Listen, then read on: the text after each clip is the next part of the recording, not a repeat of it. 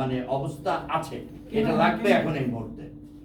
কারণ প্রশাসন দ্বারা সদস্যদের অনেক কিছুই সার্ভ করা সম্ভব হচ্ছে না।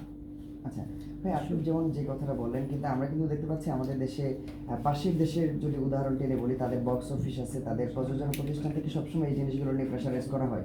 কিন্তু আমাদের দেশে কিন্তু প্রদর্শক সমিতি যারা আছে তারা কিন্তু এই চুরিটা ঠেকাতে পারছে না। আপনি নিজেও একজন প্রযোজক, প্রিয়তমাতে নিশ্চয়ই আপনারও এরকম মানে লস হয়েছে। চুরি হতো সিনেমা হলে, দেখা গেলো যে লোক আছে 500, সেখানে হিসাব দেওয়া হচ্ছে 300, এরকম বিষয়টা হয়। হ্যাঁ,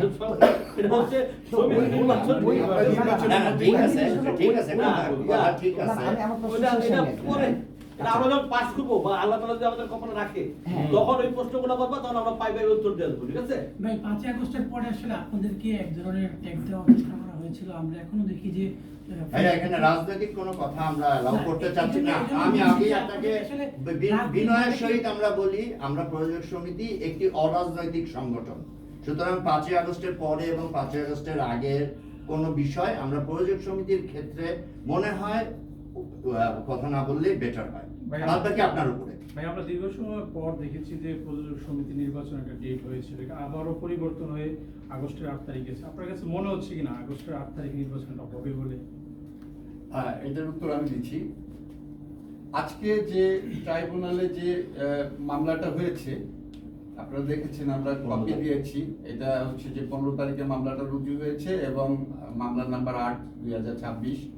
এই মামলাটা যদি হচ্ছে আমরা মানে যে আমাদের বিরুদ্ধে করা হয়েছে, সেখানে যদি আমাদের বিরুদ্ধে যদি আপিল বোর্ডের সিদ্ধান্তই যদি হচ্ছে আরবিট্রেশন বোর্ড বহাল রাখে, তাহলে আবার হচ্ছে যে ওনারা এটার এগেইনস্টে হাইকোর্টে যাবেন বা যেতে পারেন। তাহলে কি হলো? তাহলে তো নির্বাচনটা ঝুলে গেল। তাহলে আর নির্দিষ্ট আমরা সেটা আশা করি না, আমরা সেটা যদি আশা করি না, কিন্তু যদি মানে এর পরে যদি হয়, তাহলে তো নির্বাচন এমনি ঝুলে যাবে।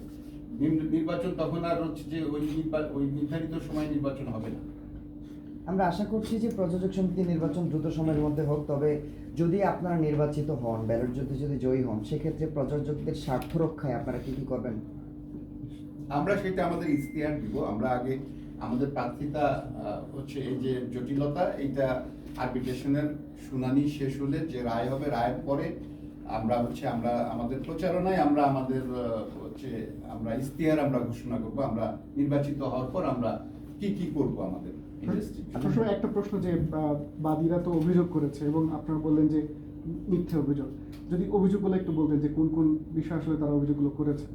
তারা অভিযোগ করেছে হচ্ছে বিধিমালা 25-এর 18-র 4-এ, সেখানে বলেছে যে পরপর দুবার নির্বাচন করলে আর একবার ড্রপ দিয়ে নির্বাচন করতে হয়। বিধিমালা 25 সালে এটা হচ্ছে যে গেজেট জারি হয়েছে, আর ওনারা বলতেছেন 2011-13 এই টার্ম এবং এরপরে 7 বছর প্রশাসক, তারপরে 19-21-এর যে টার্ম, সেই টার্ম, এই 2 টার্ম আমরা নির্বাচন করেছি। সেই জন্য আমরা এক টার্ম গ্যাপ দিয়ে আমাদের নির্বাচন করতে হবে। বাট বিধিমালা কিন্তু এই বিধিমালাটা কিন্তু হচ্ছে 25 সালে এটা হচ্ছে জারি হয়েছে বা গেজেট হয়েছে। এর আগের গেজেটে ছিল যে যত খুশি, এটা 18-র গেজেট, 2018-র গেজেট ছিল যে যত খুশি নির্বাচন করতে পারে, তাতে কোনো বাধা নেই। তবে তার স্ব সংবিধিতে সেটা অ্যাড করে নিতে হবে, একটা ইজিএম করে সেটা সিদ্ধান্ত করতে। তার আগে ছিল 3 বার পরপর করার পরে একবার ড্রপ দিতে হবে। তো এক এক সময় মানে হ্যাঁ বাস্তব অবস্থার পরিপ্রেক্ষিতে এক একটা গেজেট জারি হয়েছে। তো তার প্রেক্ষিতে তো আমাদের বক্তব্য হচ্ছে যে আমাদের 19-21 যে নির্বাচন ছিল, সেই নির্বাচনটা বাতিল হয়েছে। বলা হয়েছে যে নির্বাচন মেয়াদে, 2 মেয়াদে, মেয়াদ মানে হচ্ছে যে